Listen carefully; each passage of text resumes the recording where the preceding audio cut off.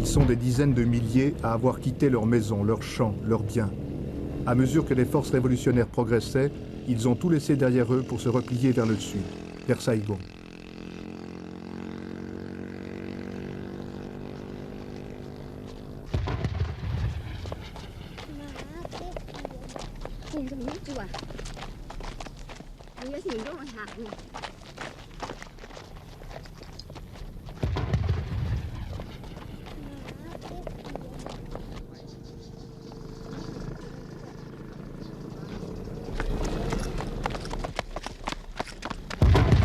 La route numéro 1, celle qui mène à Saigon, la route de l'Exode.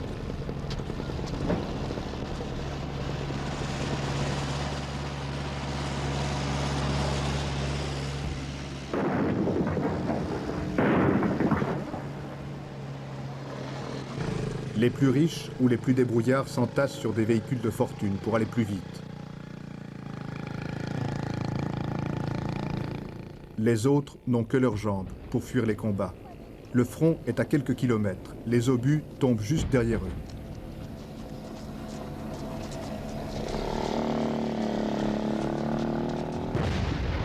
À 60 km de Saigon, près de Xuan Loc, un peloton de chars gouvernementaux s'accroche.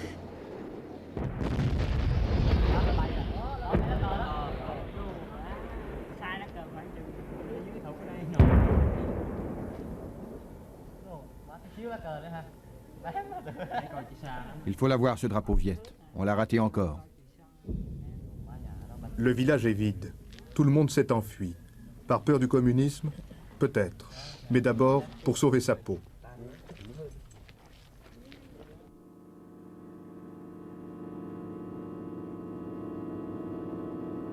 Xuan Loc, le verrou de Saigon. Le président Thieu avait dit, si Xuan Loc tient, Saigon tiendra aussi. Cette capitale provinciale était devenue le symbole de la résistance à l'avance communiste. Pendant des jours, la ville a été prise et reprise. Quand ces images ont été tournées, il y a 8 jours, il ne restait plus que des ruines. Lundi, après des combats acharnés, Xuan Loc est tombé. La route de Saigon est désormais ouverte aux forces révolutionnaires. Pour des milliers de réfugiés qui ont traversé Xuan Loc, ce spectacle est aussi devenu un symbole. Le symbole de ce qui les attend, s'ils restent pris au piège entre les troupes gouvernementales et les forces révolutionnaires.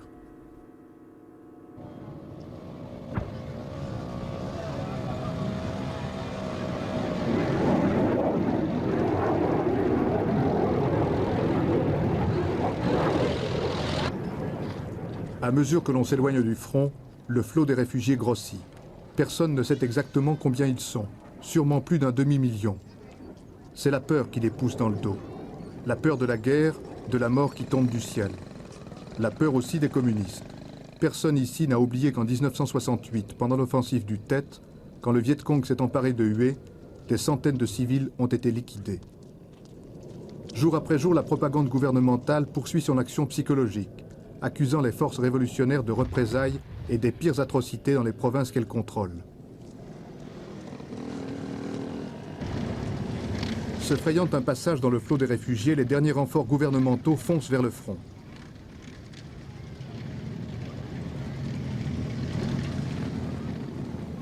Pour ces Vietnamiens qui marchent depuis des jours, ce n'est pas le premier exode. Il y a 30 ans que la guerre fait rage au Vietnam.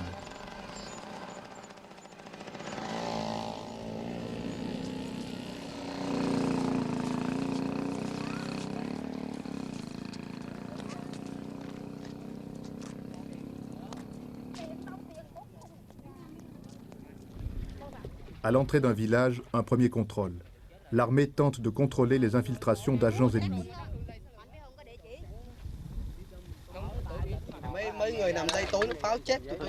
Il y a encore beaucoup de monde là-bas. Oh oui, beaucoup. Des milliers de gens. Ils sont bloqués et ils n'osent pas s'aventurer à travers champs. Les tanks sont coincés aussi.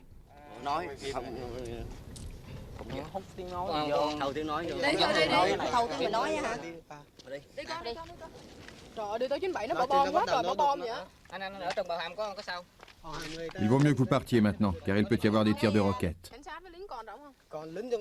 Dépêchons-nous. Allons, venez. Il y a encore beaucoup de soldats à Ban Hain. Les gens riches sont partis, mais les pauvres sont restés. Nous voilà sauvés.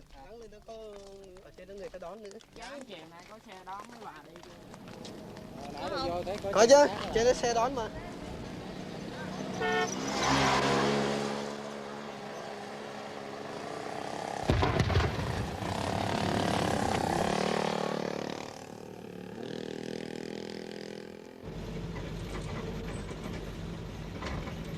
Les vagues de réfugiés se sont abattues sur tous les villages du sud. Des milliers d'hommes, de femmes et d'enfants, épuisés, affamés, tentent de s'abriter pour reprendre des forces.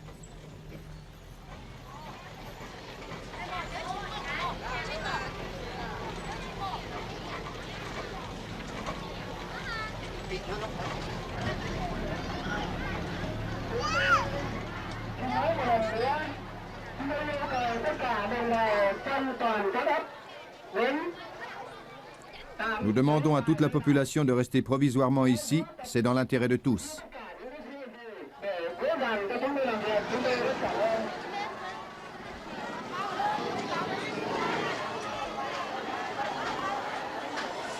Ils avaient emporté leurs économies et quelques provisions. Après 15 jours d'exode, il ne leur reste plus rien. Dans chaque village, le riz, le poisson et l'eau ont atteint des prix vertigineux.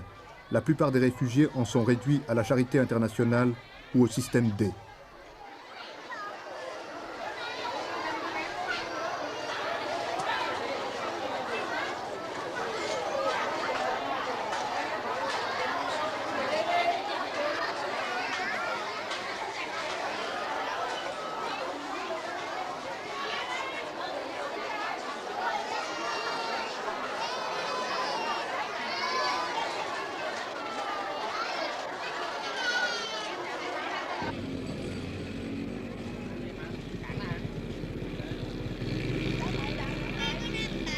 Et la fuite vers le sud continue.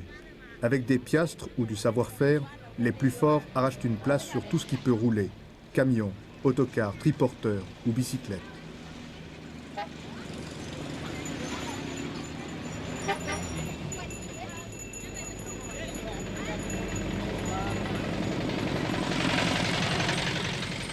Dans cette détresse pitoyable, pas un cri de désespoir, pas un geste de mauvaise humeur. Ils fuient, résignés.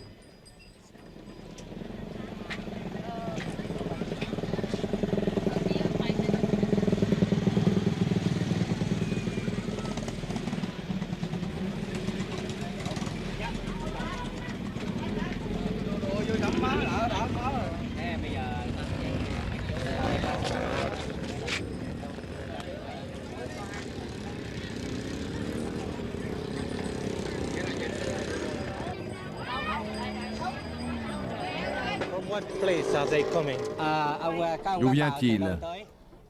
De Djekine. Pourquoi fuit-il? Parce qu'il y a des Viet Cong. On se bat? Oh oui, on se bat pas loin. Vous avez eu peur? Ils ont surtout peur des roquettes. Et pourquoi est-ce qu'ils se sauvent? Ils ont peur des roquettes. On se bat? Oui, oui, on se bat en ce moment. Vous avez rencontré les Viet Cong? Oh oui, beaucoup. Il y a longtemps de ça? Nghĩa là ở dầu giấy xa lắm, ở đây xuống đó xa lắm. Đây xuống dầu giấy. C'était à 7 km d'ici. Ở dầu giấy xa lắm chứ. Qu'est-ce qu'il faisait là-bas? Il a tout abandonné? Tất cả bỏ hết rồi sao? Dạ tại đây bây giờ hòn vỡ ở trong chỗ nó. Il avait peur? Sợ không? Giờ bây giờ đồng bào phải sợ phải. Bien sûr qu'on a peur, c'est pourquoi nous nous sommes enfuis. Le terrain est occupé, mais ça fait 6 jours qu'on est parti. Ils ont peur de quoi? Dạ. Sợ cái gì? Pas des Viet Cong, mais de l'aviation. Cả hai, sợ Việt Cộng và sợ đánh nhau. Cái là peur de combat là bạn.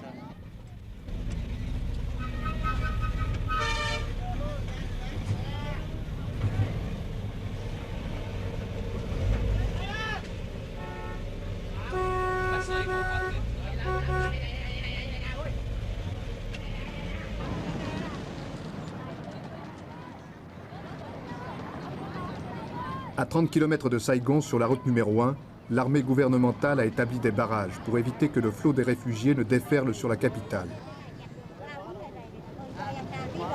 Les autorités veulent éviter à tout prix d'aggraver encore le climat de panique qui règne déjà à Saigon. Mais surtout, elles cherchent à empêcher l'infiltration d'agents ennemis. Plusieurs dizaines de milliers de révolutionnaires auraient déjà réussi à pénétrer clandestinement dans la capitale. L'attente peut durer des heures, sous un soleil de plomb.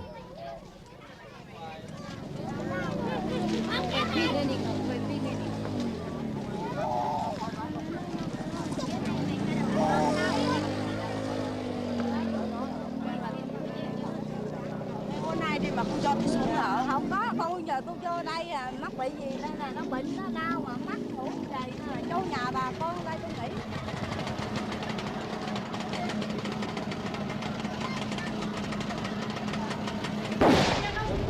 Pour se dégager, les soldats tirent en l'air et lancent des ordres aux réfugiés.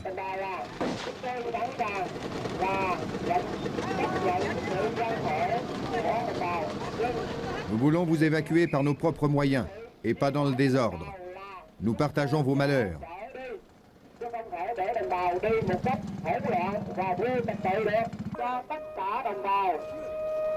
Mais nous vous demandons de vous installer provisoirement dans l'endroit qui vous est indiqué.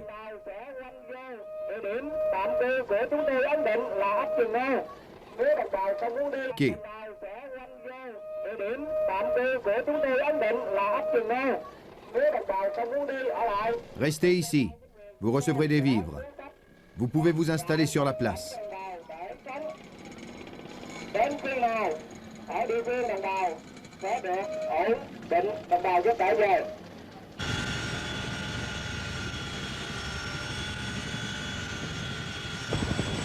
Xuan Loc assiégé il y a une semaine. Un pont aérien permettait encore de ravitailler la garnison et les habitants réfugiés dans la forêt.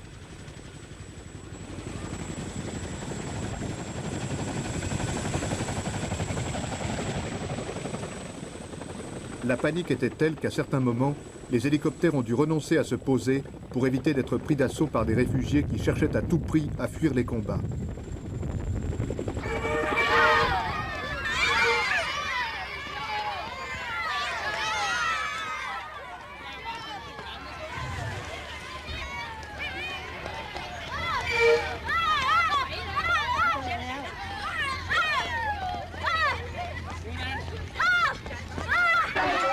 Ce jour-là, l'arrivée d'une cargaison de vivres va provoquer une véritable émeute que les soldats seront impuissants à contenir.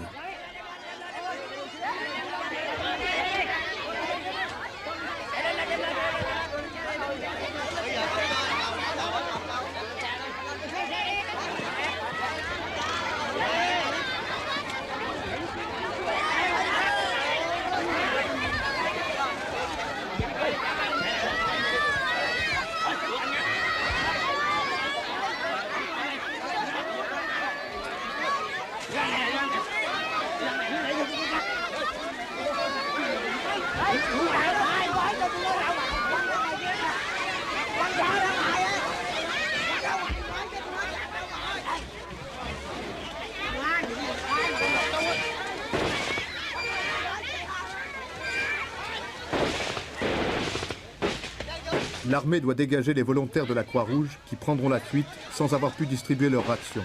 La distribution n'aura lieu que le lendemain.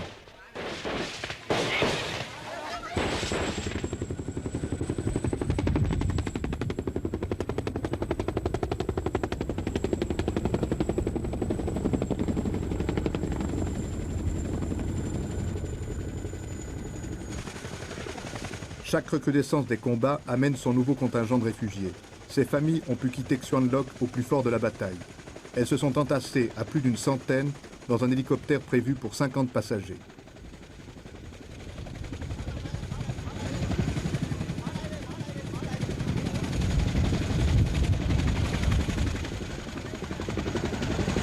Parmi les évacués, des soldats blessés au cours des combats.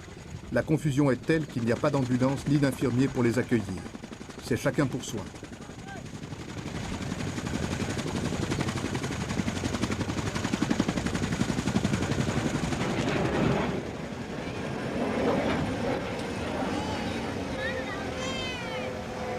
Pendant des jours, tous les hélicoptères qui se posaient à Xuan Loc ont été pris d'assaut.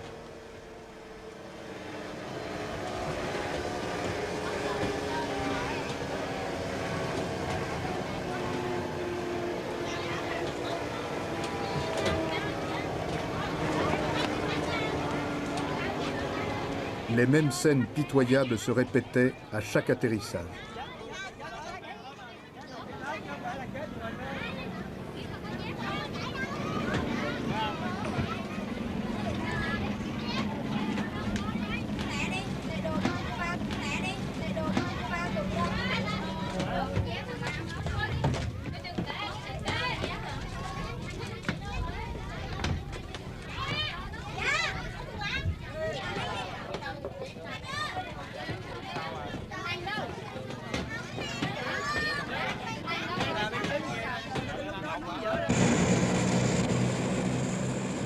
L'aide internationale s'est organisée.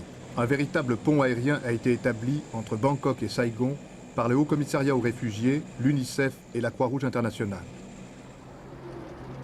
C'est la Croix-Rouge de la République du Vietnam qui est chargée d'acheminer les secours d'urgence, du lait, des conserves, des médicaments, mais aussi des tentes et des réchauds.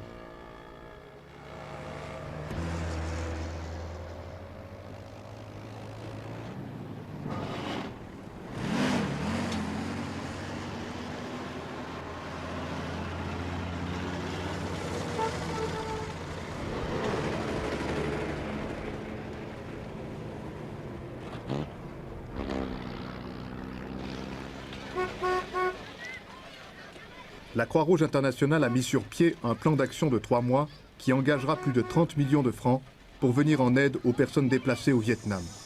De leur côté, le Haut Commissariat aux réfugiés et l'UNICEF ont également lancé une vaste action de secours qui s'étend sur plusieurs semaines et dont le montant atteindra environ 140 millions de francs. Il s'agit d'assurer un abri et des conditions de vie décentes à des centaines de milliers de Vietnamiens qui sont aujourd'hui démunis de tout. Il s'agit aussi d'assurer leur subsistance. Grâce à la rapidité avec laquelle a été menée l'action de secours, grâce aussi à l'efficacité de la Croix-Rouge, on a pu éviter la multiplication des cas de malnutrition ou la propagation des épidémies. Mais les besoins restent énormes.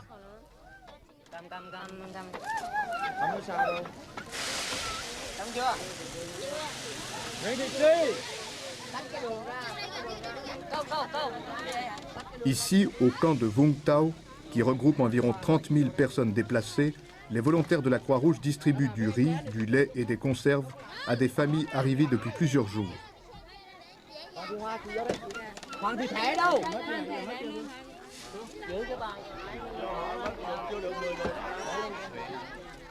L'exode a disloqué les familles. Tout s'est passé si vite.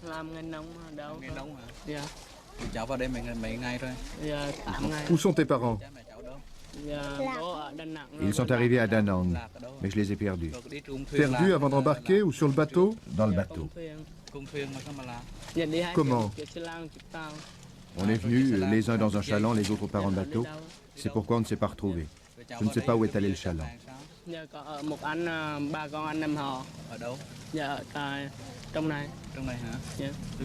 Que vas-tu faire? J'ai un cousin ici. Où est ce cousin? Ici, à côté de moi. Et tes parents, tu les cherches? Bien sûr. Que vas-tu faire? Je vais rester ici avec mon cousin.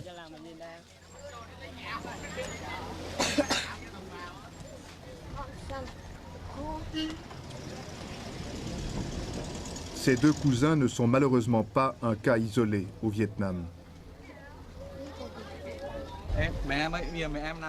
Qui a perdu ses parents? Les deux, père et mère.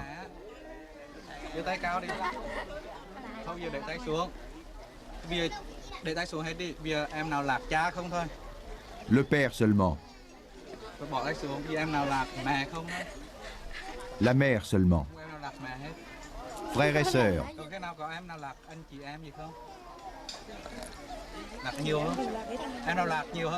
Plus de 2 personnes.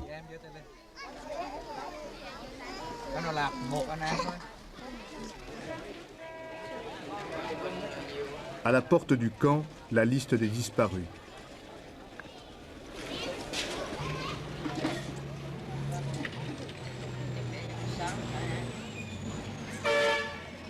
Chaque jour, des parents ou des amis viennent aux nouvelles.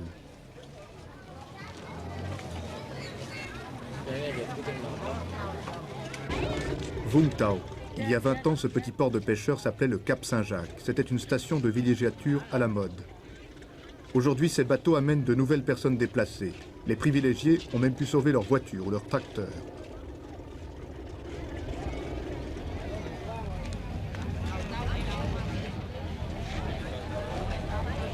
Après le chaos et la panique des premières semaines de l'exode, l'accueil s'est organisé.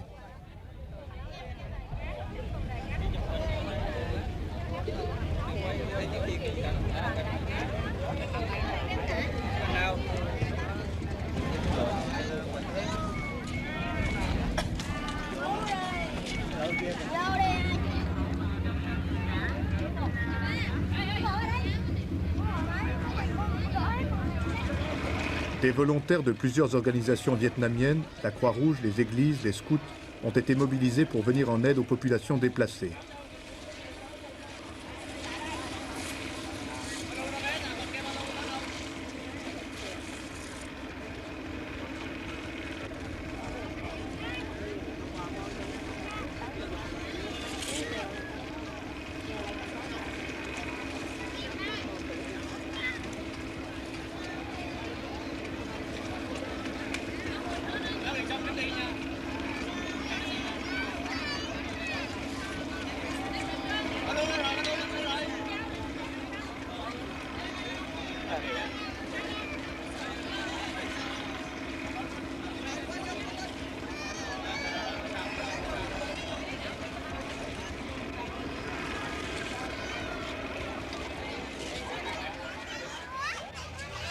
Ces familles s'installent sur la rive en attendant d'être admises dans l'un des camps de Vung Tau.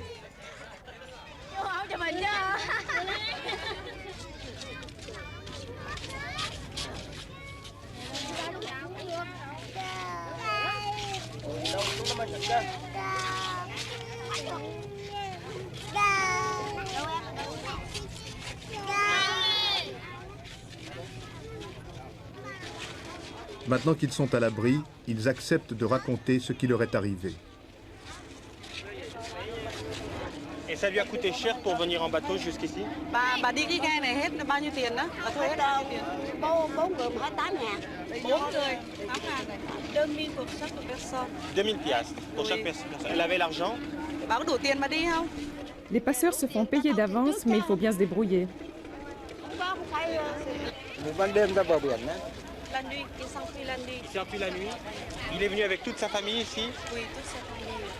Qu'est-ce qu'il faisait dans l'endroit où il habitait? Quel était son métier? Hồi trước ở Lạc Lâm ông làm gì? Làm nông. Làm nông hả? Fermier. Il était fermier? Oui. Et il est venu avec toute sa famille ici? Ông đến đây với hết cả gia đình hay đủ không? Còn thiếu 2 người. Dạ. Il est venu, il a perdu 2 enfants encore.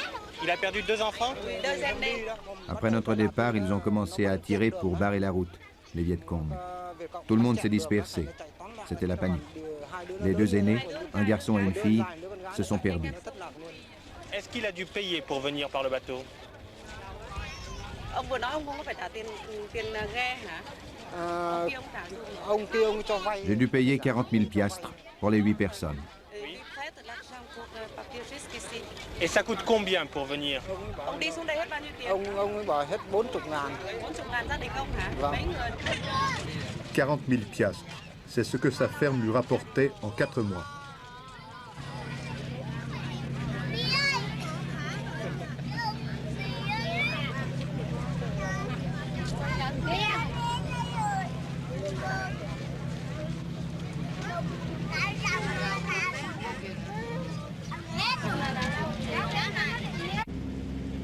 L'île de Phu Quoc, à 300 km au sud-ouest de Saigon. C'est ici qu'étaient détenus les prisonniers de guerre nord-vietnamiens, près de 50 000. Les accords de Paris ont vidé le camp.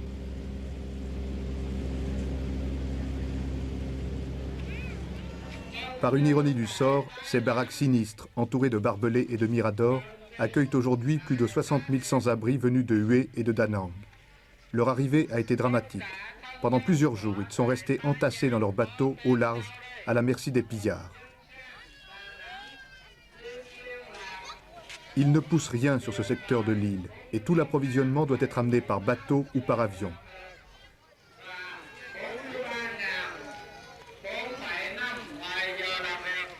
Autre problème crucial, le manque d'eau.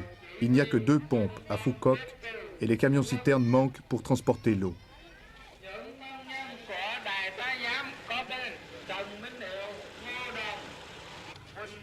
Du matin au soir, le haut-parleur appelle les familles pour recherche ou vérification d'identité. Parmi elles se trouve en effet une bonne partie de la garnison et de l'administration de Hue et de Da Nang, qui se sont enfuis devant l'avance communiste.